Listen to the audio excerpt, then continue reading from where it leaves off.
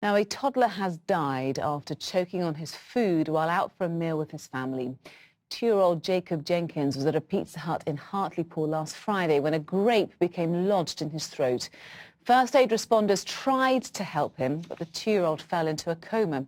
He was taken to hospital, and yesterday his parents made the heartbreaking decision to turn off his life support. Well, joining me now from Salford is Joanne Thompson. She campaigns for first aid training to be made available to all parents after her daughter Millie choked to death in 2012.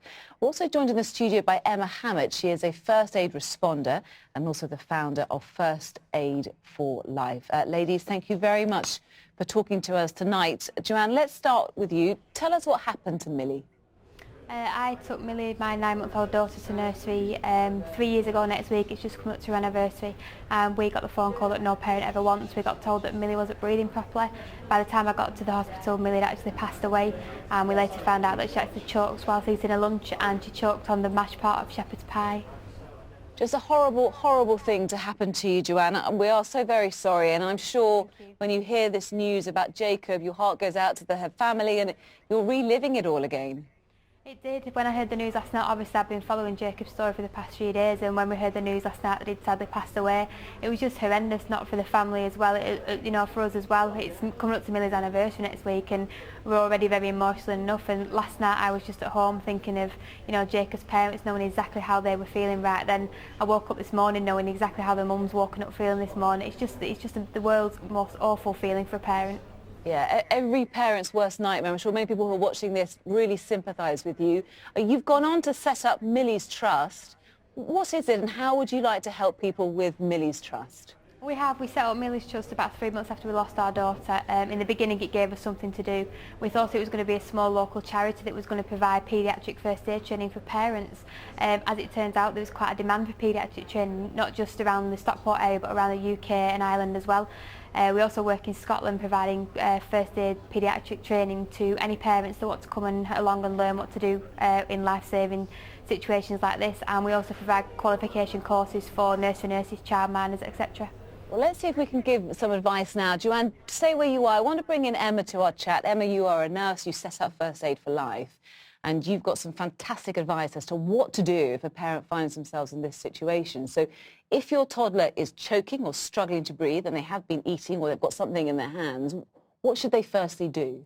Okay, well, first of all, it's important for you to stay as calm as you can. I know it's easier said than done, but you want to stay as calm as you can, and you want to look carefully and see if there's anything obvious in their mouth and get them to cough. If they can cough it out, it's much better that they are coughing it and clearing it themselves. There's a lot of cases they just can't do that. They probably can't even communicate with you. So what's the next stage? And we filmed you doing this. If you talk us through these pictures, that would be great.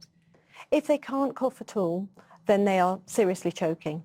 And what you would need to do is put your hand on their chest and lean them forward and give them up to 5 hard back blows. Which is what you're doing now. Which is what I'm doing there, and checking each time. I mean, it's quite hard, isn't it? It has to be hard enough in order to get the obstruction out. It's quite controlled. So what I don't want to do is to be hitting in an absolute frenzy. Right. So it's nice and controlled, and I'm checking each time to see if the obstructions come out. Okay. Now, if that doesn't work, you move on to another manoeuvre. What is that? It's the abdominal thrust, right, or used to be called the Heimlich manoeuvre. I would also be getting an ambulance on the way at that point. You're probably fine. It will probably come out, but let's get an ambulance on the way. So this is you now, your fist? Absolutely. You're making a fist, and then you're using the other hand and you're pulling in and up in a J-shaped motion behind the child, and that should dislodge the obstruction.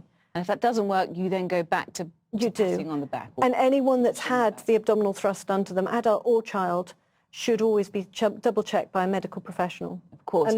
And hopefully you can also call an ambulance. That's crucial as well. Absolutely. And also very important to say, for babies, it's slightly different. This is for toddlers, isn't it? Not necessarily for very, very small children. No, most definitely. For a child under the age of 1, what you want to do is you would do check to see if there was anything coming out or anything in there first.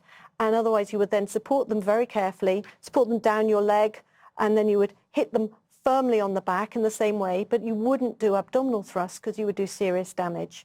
You would do chest thrusts, the same place as if you were doing CPR. Okay. Really important to do some sort of a practical or an online first aid course in order to gain these skills Absolutely. and learn. Great advice. And I was just going to ask Joanne that very question, because a lot of us spend a lot of time learning about parenting, but first aid is something we kind of forget about, don't we, sometimes? It is. It seems to be the forgotten knowledge for parents, especially in the UK. There's plenty of other countries, especially in Europe, that teach this when in antenatal classes they're teaching in schools.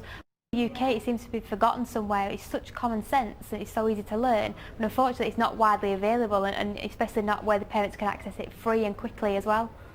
Okay, well, thank you very much, Joanne, for talking to us, and the best of luck with Millie's Trust. I know that you'll do very well. And Emma, thank you for your fabulous advice. Thank you very much indeed.